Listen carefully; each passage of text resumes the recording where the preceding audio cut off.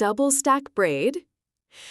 The bottom braid is going to be Dutch braid, and the top braid is just going to be a regular. Let's get started. A little slight part. Take a little section to do a regular braid. Divide into 3 sections and just braid it off.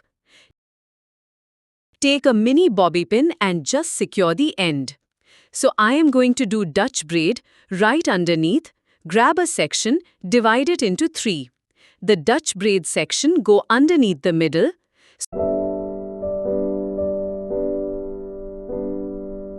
The back section and tie a braid with it.